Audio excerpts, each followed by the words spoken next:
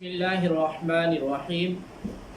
ألم تر إلى الذين خرجوا من ديارهم وهم ألوف حذر الموت فقال لهم الله موتوا ثم أحياهم إن الله لذو فضل على الناس ولكن أكثر الناس لا يشكرون. اے حبیب، کیا تم نے ان لوگوں کو نہ دیکھا تھا جو موت کے ڈر سے ہزاروں کی تعداد میں اپنے گھروں سے نکلے؟ تو اللہ تبارک و تعالی نے ان سے فرمایا مر جاؤ، پھر انہیں زندہ فرما دیا۔ بے شک اللہ لوگوں پر فضل کرنے والا ہے، مگر اکثر لوگ شکر ادا نہیں کرتے۔ الم تر الی الذین خرجوا من دیارہم، اے حبیب کیا تم نے ان لوگوں کو نہ دیکھا تھا جو اپنے گھروں سے نکلے؟ بنی اسرائیل کی ایک جماعت تھی جس کے علاقے میں طاعون پھیل گیا، تو وہ موت کے ڈر سے اپنی بستیاں چھوڑ کر بھاگ نکلے اور جنگل میں جا پڑے۔ یہ لوگ ہزاروں کی تعداد میں تھے، حکم الہی سے سب وہیں مر گئے۔ کچھ عرصے کے بعد حضرت حزقیل علیہ السلام کی دعا سے انہیں اللہ تبارک و تعالی نے زندہ فرمایا اور وہ مدتوں زندہ رہے۔ اس واقعے سے یہ معلوم ہوا کہ آدمی موت کے ڈر سے بھاگ کر جان نہیں بچا سکتا تو بھاگنا بیکار ہے۔ جو موت مقدر ہے وہ ضرور پہنچے گی۔ آدمی کو چاہیے کہ رضا الہی پر راضی رہے۔ یوں ہی مجاہدین کو بھی سمجھنا چاہیے کہ جہاد سے بیٹھ رہنا موت کو دفع نہیں کر سکتا، دل مضبوط رکھنا چاہیے۔ سورہ آل عمران آیت نمبر 168 اور سورہ احزاب آیت نمبر 16 میں بھی یہ مضمون بیان کیا گیا ہے۔ ان اللہ لذو فضل علی الناس، بے شک اللہ لوگوں پر فضل کرنے والا ہے۔ ارشاد فرمایا کہ اللہ تبارک و تعالی بندوں پر بڑا فضل فرمانے والا ہے۔ کچھ لوگوں پر تو کوئی خصوصی فضل ہوتا ہے، جیسے مذکورہ بالا لوگوں کو دوبارہ زندگی عطا فرما دی، جبکہ اللہ تبارک و تعالی کا عمومی فضل اور کرم تو پوری کائنات کے ایک ایک فرد پر ہے۔ ہر انسان دن رات اپنے ظاہر اور باطن میں اللہ تبارک و تعالی کے کروڑ احسانات لیے چل رہا ہوتا ہے، لیکن لوگوں کی اکثریت اللہ تبارک و تعالی کے فضل اور کرم پر اس کی شکر گزار نہیں ہے۔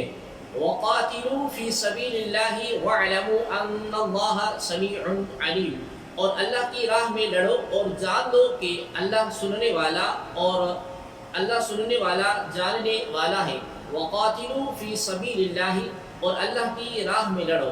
زندگی کی بے ثباتی اور موت کے بیان کے بعد سمجھایا جا رہا ہے کہ جب زندگی ایسی ہی ناپائیدار ہے اور کسی بھی صورت موت سے فرار ممکن نہیں، تو جہاد سے منہ پھیر کر موت سے نہ بھاگو، جیسا بنی اسرائیل بھاگے تھے، کیونکہ موت سے بھاگنا کام نہیں آتا۔ من ذا الذی یقرض اللہ قرضا حسنا فیضاعف له اضعافا کثیرا واللہ یقبض ویبسط والیہ ترجعون، ہے کوئی جو اللہ کو اچھا قرض دے تو اللہ تبارک و تعالی اس کے لیے اس قرض کو بہت گنا بڑھا دے، اور اللہ تنگی دیتا ہے اور وسعت دیتا ہے اور تم اس کی طرف لوٹائے جاؤ گے۔ من ذا الذی یقرض اللہ قرضا حسنا، ہے کوئی جو اللہ کو اچھا قرض دے۔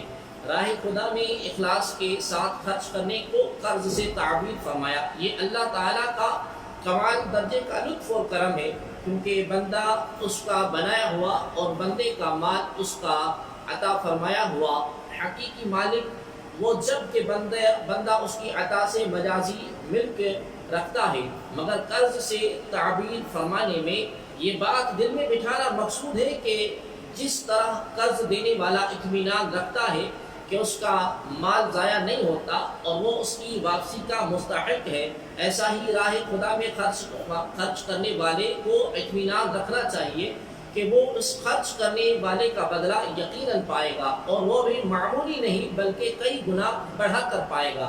700 گنا بھی ہو سکتا ہے اور اس سے لاکھوں گنا زائد بھی، جیسا کہ سورہ بقرہ کی آیت نمبر 261 میں ہے۔ صدقہ سے دنیا میں مال بھی برکت ہوتی ہے، صدقہ سے دنیا میں بھی مال میں برکت ہوتی ہے اور آخرت میں بھی اجر اور ثواب ملتا ہے۔ دنیا کے اگر لاکھوں امیر لوگوں کا سروے کریں تو آپ کو معلوم ہوگا کہ ان کی اکثریت صدقہ اور خیرات بکثرت کرتی ہے، اور لاکھوں غریبوں کو دیکھ لیں کہ ان کی اکثریت صدقہ اور خیرات سے دور بھاگتی ہے۔ واللہ یقبض ویبسط، اور اللہ تنگی دیتا ہے اور وسعت دیتا ہے۔ آیت کے اس حصے میں راہ خدا میں خرچ کرنے کی فضیلت بیان فرمائی، چونکہ وسوسہ پیدا ہوتا ہے کہ مال خرچ کرنے سے کم ہوتا ہے، تو اس شبے کا ازالہ فرما دیا کہ اللہ تبارک و تعالی جس کے لیے چاہے روزی تنگ کر دے اور جس کے لیے چاہے وسیع فرما دے۔ تنگی اور فراخی تو اس کے قبضے میں ہے، اور وہ اپنی راہ میں خرچ کرنے والے سے وسعت کا وعدہ کرتا ہے۔ تو راہ خدا میں خرچ کرنے سے مت ڈرو، جس کی راہ میں خرچ کر رہے ہو وہ کریم ہے اور اس کے خزانے بھرے ہوئے ہیں، اور جو بخشش کے خزانے اور جود و بخشش کے خزانے لٹانا اس کریم کی شان ہے۔ حضرت سیدنا ابو ہریرہ رضی اللہ تعالی عنہ سے روایت ہے کہ نبی اکرم نور مجسم صلی اللہ تعالی علیہ وآلہ وسلم نے ارشاد فرمایا، رحمان کا دست قدرت بھرا ہوا ہے، بے حد اور حساب رحمتیں اور نعمتیں یوں برسانے والا ہے کہ دن رات کی عطا فرمانے نے اس میں کچھ کم نہ کیا۔ اور دیکھو تو کہ آسمان اور زمین کی پیدائش سے اب تک اللہ تبارک و تعالی نے کتنا خرچ کر دیا ہے، لیکن اس کے باوجود اس کے دست قدرت میں جو خزانے ہیں اس میں کچھ کمی نہیں آئی۔ ألم تر إلى الملأ من بني إسرائيل من بعد موسى إذ قالوا لنبي له مبعث لنا ملكا نقاتل في سبيل الله قال هل عسيتم إن كتب عليكم القتال ألا تقاتلوا قالوا وما لنا ألا نقاتل في سبيل الله وقد أخرجنا من ديارنا وأبنائنا فلما كتب عليهم القتال تولوا إلا قليلا منهم واللہ علیم بالظالمین۔ اور اے حبیب، کیا تم نے بنی اسرائیل کے ایک گروہ کو نہ دیکھا جو موسیٰ کے بعد ہوا، جب انہوں نے اپنے ایک نبی سے کہا کہ ہمارے لیے ایک بادشاہ مقرر کر دے تاکہ ہم اللہ کی راہ میں لڑیں۔ اس نبی نے فرمایا، کیا ایسا تو نہیں ہوگا کہ اگر تم پر جہاد فرض کیا جائے تو پھر تم جہاد نہ کرو؟ انہوں نے کہا کہ ہمیں کیا ہوا کہ ہم اللہ کی راہ میں نہ لڑیں، حالانکہ ہمیں ہمارے وطن اور ہماری اولاد سے نکال دیا گیا ہے۔ تو پھر جب ان پر جہاد فرض کیا گیا تو ان میں سے تھوڑے سے لوگوں کے علاوہ بقیہ نے منہ پھیر دیا، اور اللہ ظالموں کو خوب جانتا ہے۔ أَلَمْ تَرَ إِلَى الْمَلَإِ مِن بَنِي إِسْرَائِيلَ، اے حبیب، کیا تم نے بنی اسرائیل کے ایک گروہ کو نہ دیکھا؟ جہاد کا حکم دینے کے بعد اب جہاد کا ہمت اور حوصلہ پیدا کرنے والا ایک واقعہ بہت سی دلچسپ تفصیلات کے ساتھ پیش کیا جا رہا ہے۔ چنانچہ بتایا گیا کہ حضرت سیدنا موسیٰ علیہ السلام کے بعد جب بنی اسرائیل کی اعتقادی اور عملی حالت نہایت خراب ہو گئی اور انہوں نے عہد الہی کو فراموش کر دیا، بت پرستی میں مبتلا ہو گئے اور سرکشی اور بدعفعالی انتہا کو پہنچ گئی، تو ان پر قوم جالوت مسلط کر دی گئی، جس کو عمالقہ کہتے ہیں۔ جالوت ایک نہایت جابر بادشاہ تھا۔ اس قوم کے لوگ مصر اور فلسطین کے درمیان بحر روم کے ساحل پر رہتے تھے۔ انہوں نے بنی اسرائیل کے شہر چھین لیے، ان کے لوگ گرفتار کر لیے اور ان پر طرح طرح کی سختیاں کی۔ اس زمانے میں بنی اسرائیل میں کوئی نبی موجود نہ تھے۔ خاندان نبوت میں صرف ایک بی بی باقی نہیں تھی جو حاملہ تھی۔ ان کے ہاں بیٹے کی ولادت ہوئی جن کا نام شمویل رکھا گیا۔ جب وہ بڑے ہوئے تو انہیں توریت کا علم حاصل کرنے کے لیے بیت المقدس میں ایک بزرگ عالم کے سپرد کیا گیا۔ وہ آپ علیہ السلام کے ساتھ بڑی شفقت کرتے اور آپ کو اپنا بیٹا کہتے۔ جب حضرت شمویل علیہ السلام بلوغت کی عمر کو پہنچے تو ایک رات آپ اس عالم کے قریب آرام فرما رہے تھے کہ حضرت جبریل علیہ السلام نے اسی عالم کی آواز میں یا شمویل کہہ کر پکارا۔ آپ عالم کے پاس گئے اور فرمایا کہ آپ نے مجھے پکارا ہے۔ عالم نے اس خیال سے کہ انکار کرنے سے کہیں آپ ڈر نہ جائیں یہ کہہ دیا کہ بیٹا تم سو جاؤ. پھر دوبارہ حضرت جبریل علیہ السلام نے اسی طرح پکارا اور حضرت شمیل علیہ السلام عالم کے پاس گئے. عالم نے کہا کہ بیٹا اب اگر میں تمہیں پھر پکاروں تو تم جواب نہ دینا. چنانچہ تیسری مرتبہ میں حضرت جبریل علیہ السلام ظاہر ہو گئے اور انہوں نے بشارت دی کہ اللہ تبارک و تعالی نے آپ کو نبوت کا منصب عطا فرمایا ہے، لہذا آپ اپنی قوم کی طرف جائیے اور اپنے رب تبارک و تعالی کے احکام پہنچائیے. جب آپ علیہ السلام قوم کی طرف تشریف لائے تو انہوں نے آپ علیہ السلام کو نبی ماننے سے انکار کر دیا اور کہا کہ آپ علیہ السلام اتنی جلدی کیسے نبی بن گئے؟ اچھا اگر آپ علیہ السلام نبی ہیں تو ہمارے لیے ایک بادشاہ مقرر کریں. اس واقعے سے یہ بھی معلوم ہوا کہ جب قوم کی اعتقادی اور عملی حالت خراب ہو جاتی ہے تو ان پر ظالم اور جابر قوموں کو مسلط کر دیا جاتا ہے. اس آیت کو سامنے رکھ کر پوری دنیا کے مسلم ممالک کی اعتقادی اور عملی حالت کو دیکھا جائے تو اوپر کا نقشہ بڑا واضح طور پر نظر آئے گا. قرآن کے اس طرح کے واقعات بیان کرنے کا مقصد صرف تاریخی واقعات بتانا نہیں بلکہ عبرت اور نصیحت حاصل کرنے کی طرف لانا ہے. ابعث لنا ملکا، ہمارے لیے بادشاہ مقرر کر دیجئے. جب بنی اسرائیل نے حضرت شمویل علیہ السلام سے کہا کہ آپ ہمارے لیے بادشاہ مقرر کر دیجئے تاکہ ہم راہ خدا میں جہاد کریں، تو حضرت شمویل علیہ السلام نے فرمایا کہ ایسا نہ ہو کہ تم پر بادشاہ مقرر کیا جائے تو تم جہاد کرنے سے انکار کر دو اور منہ پھیرو. اس پر قوم نے جذبات میں آ کر کہا کہ کیسے ہو سکتا ہے کہ ہم جہاد سے منہ پھیریں جب قوم جالوت نے ہماری قوم کے لوگوں کو ان کے وطن سے نکالا ہے، ان کی اولاد کو قتل کیا ہے، ان کے نسلوں کو تباہ کیا ہے. یہ سن کر حضرت شمویل علیہ السلام نے بارگاہ الہی میں دعا کی اور اللہ تبارک و تعالی نے ان کی درخواست قبول فرماتے ہوئے ان کے لیے ایک بادشاہ مقرر کیا اور انہیں جہاد کا حکم دیا. لیکن بعد میں وہی ہوا جس کا اندیشہ اللہ تبارک و تعالی کے نبی نے ظاہر فرمایا تھا، یعنی بنی اسرائیل کی ایک بہت معمولی تعداد یعنی اہل بدر کے برابر صرف 313 افراد جہاد کے لیے تیار رہے اور بقیہ سب نے منہ پھیر لیا. یاد رکھیں کہ نعرے مارنے میں آگے آگے ہونا اور عملی میدان میں پیٹھ دکھا دینا بزدل قوموں کا وتیرہ ہے اور کامل لوگ گفتار کے نہیں بلکہ کردار کے غازی ہوتے ہیں.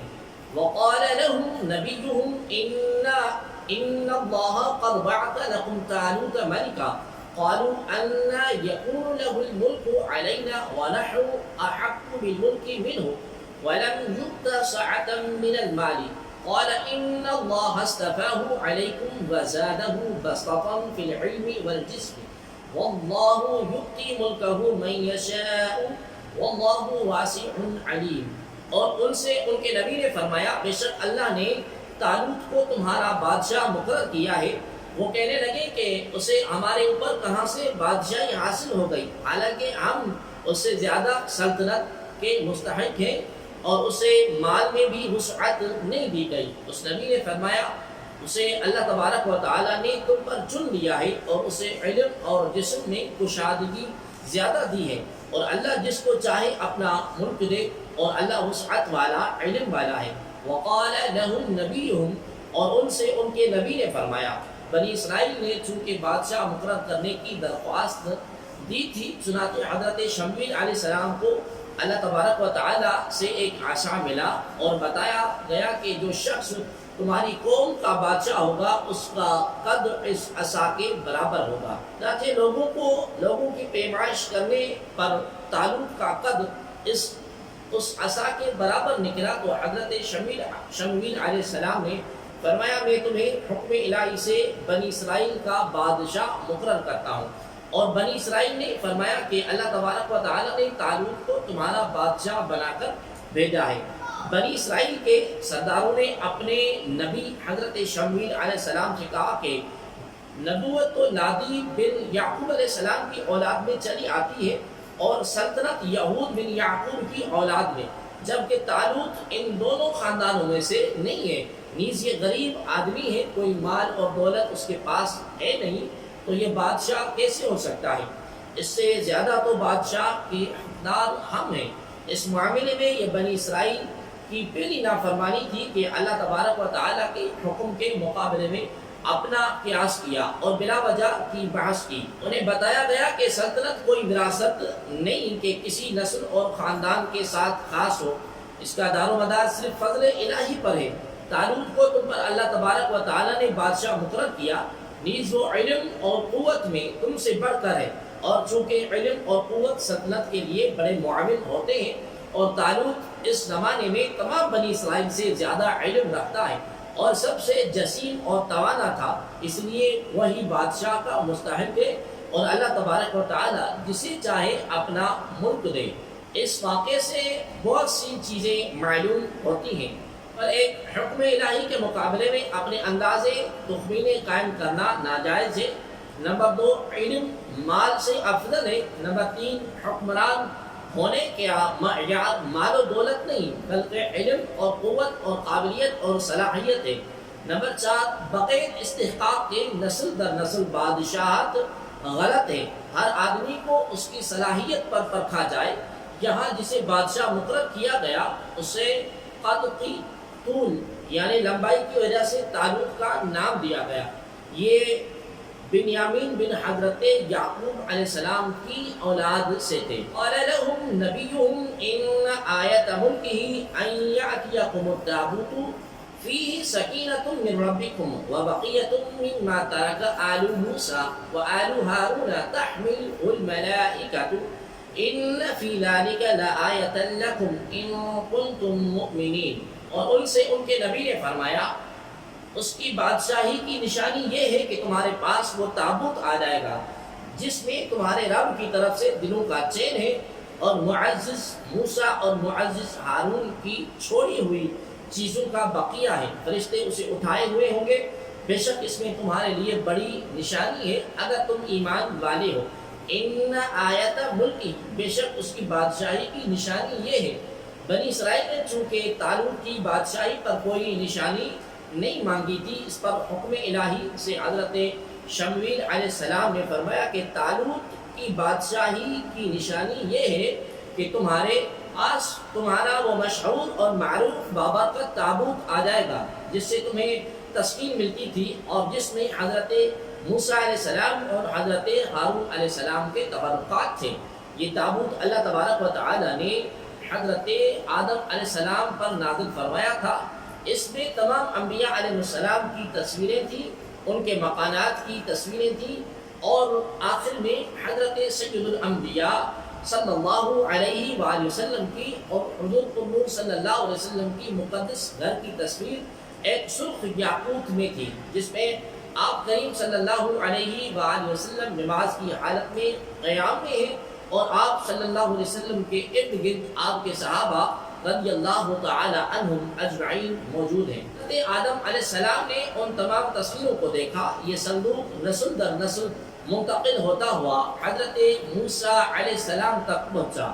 آپ اس میں توریت بھی رکھتے تھے اور اپنا مخصوص سامان بھی۔ چنانچہ اس تابوت میں توریت کے تختیم کے ٹکڑے بھی تھے، اور حضرت موسیٰ علیہ السلام کا عصا، اور آپ کے کپڑے اور آپ کی نعلین شریفین، اور حضرت ہارون علیہ السلام کا عمامہ اور ان کی عصا، اور تھوڑا سا من جو بنی اسرائیل پر نازل ہوتا تھا۔ حضرت موسیٰ علیہ السلام جنگ کے مواقع پر اس صندوق کو آگے رکھتے تھے، اس سے بنی اسرائیل کے دل کو تسکین رہتی تھی۔ آپ علیہ السلام کے بعد یہ تابوت بنی اسرائیل میں چلتا آیا۔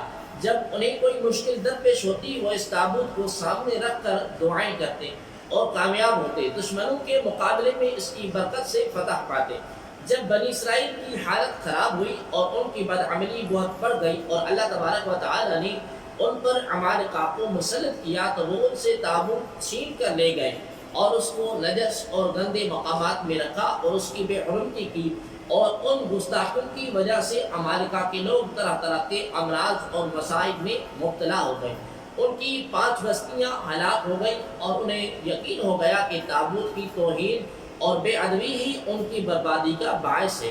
چنانچہ انہوں نے تابوت ایک بیل گاڑی پر رکھ کر بیلوں کو چھوڑ دیا، اور فرشتے اسے بنی اسرائیل کے سامنے طالوت کے پاس لائے، اور چونکہ اس تابوت کا آنا بنی اسرائیل کے لیے طالوت کی بادشاہی کی نشانی قرار دیا گیا، لہذا بنی اسرائیل نے یہ دیکھ کر طالوت کی بادشاہی کو تسلیم کر لیا اور بلا تاخیر جہاد کے لیے آمادہ ہو گئے، کیونکہ تابوت کے آنے سے انہیں اپنی فتح کا یقین ہو گیا۔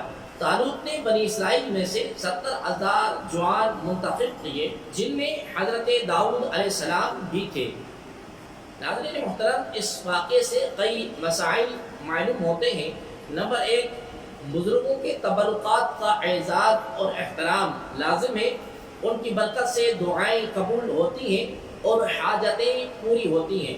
نمبر 2، تبرکات کی تعظیم گزشتہ انبیاء علیہ السلام سے چلتی آ رہی ہیں۔ سورہ یوسف میں بھی حضرت یوسف علیہ السلام کے کردے کی برکت سے حضرت یعقوب علیہ السلام کی آنکھوں کی روشنی درست ہونے کا واقعہ مذکور ہے۔ 3، تبرکات کی بے ادبی گستاخی گمراہ لوگوں کا طریقہ ہے اور بربادی کا سبب ہے۔ نمبر 4، جب تبرکات کی گستاخی گمراہی اور تباہی ہے تو جن ہستیوں کی تبرکات ہوں ان کی بے ادبی اور گستاخی کس قدر سنگین اور خطرناک ہوگی۔ نمبر 5، اللہ تبارک و تعالیٰ کے پیاروں سے نسبت رکھنے والی ہر چیز بابرکت ہوتی ہے، جیسے تابوت میں حضرت موسیٰ علیہ السلام کے نعلین شریفین یعنی پاؤں میں پہننے کے جوڑے بھی برکت کا ذریعہ تھے۔ یاد رہے کہ مذکورہ بالا تابوت میں انبیاء کرام علیہ السلام کی جو تصویریں تھیں وہ کسی آدمی کی بنائی ہوئی نہ تھیں، بلکہ اللہ تبارک و تعالیٰ کی طرف سے آئی تھیں۔